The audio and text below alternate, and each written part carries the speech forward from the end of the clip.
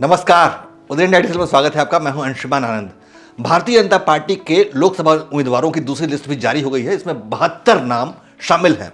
इसमें राष्ट्रीय राजधानी दिल्ली की 2 बची हुई सीटें, गुजरात की 7 सीटें, हरियाणा की 7 सीटें, हिमाचल प्रदेश की 2 सीटें, कर्नाटक की 20 सीटें, मध्य प्रदेश की 5 सीटें, महाराष्ट्र की 20 सीटें, तेलंगाना की 6 सीटें, त्रिपुरा की 1 सीट और उत्तराखंड की 2 सीटों के साथ साथ दादर और नगर हवेली की 1 सीट भी शामिल है।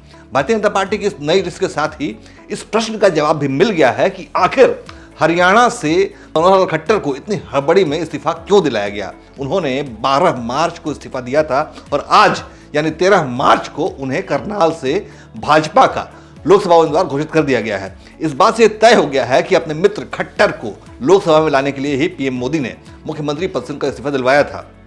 इसके अलावा भाजपा के वरिष्ठ नेता और परिवहन मंत्री नितिन गडकरी का नाम भी नागपुर से घोषित कर दिया गया है। उनका नाम भाजपा की पहली लिस्ट में शामिल नहीं था, जिसकी वजह से कई तरह की अफवाहों का बाजार गर्म हो गया था। यहां तक कि उद्धव ठाकरे ने उन्हें अपनी पार्टी में शामिल होने का ऑफर तक दे दिया था, लेकिन नितिन गडकरी ने उन्हें करारा जवाब देकर चुप करा दिया था।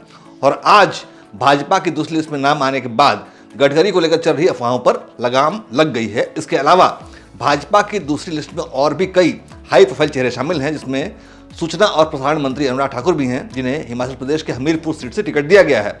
केंद्र सरकार में वाणिज्य मंत्रालय जैसा अहम मंत्रालय संभालने वाले पीयूष गोयल को मुंबई उत्तर से टिकट दिया गया है। कर्नाटक के पूर्व मुख्यमंत्री बसवराज बोम्मई हावेरी सीट से लोकसभा चुनाव में किस्मत आजमाएंगे। भारतीय जनता युवा मोर्चा के अध्यक्ष तेजस्वी सूर्या को बेंगलुरु साउथ से टिकट दिया गया है। वहीं पंकजा मुंडे को बीड, महाराष्ट्र की बीड सीट से टिकट दिया गया है। उधर उत्तराखंड की गढ़वाल सीट से वरिष्ठ भाजपा नेता अनिल बलूनी और हरिद्वार सीट से उत्तराखंड के पूर्व मुख्यमंत्री त्रिवेंद्र सिंह रावत किस्मत आजमाएंगे। भारतीय जनता पार्टी की पहली सूची में 195 नाम शामिल थे, जबकि दूसरी सूची में 72 नाम शामिल हैं।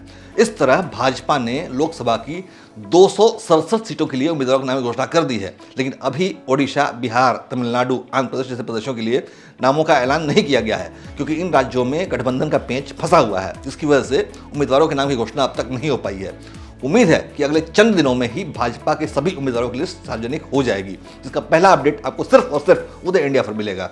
जय हिंद, जय भारत।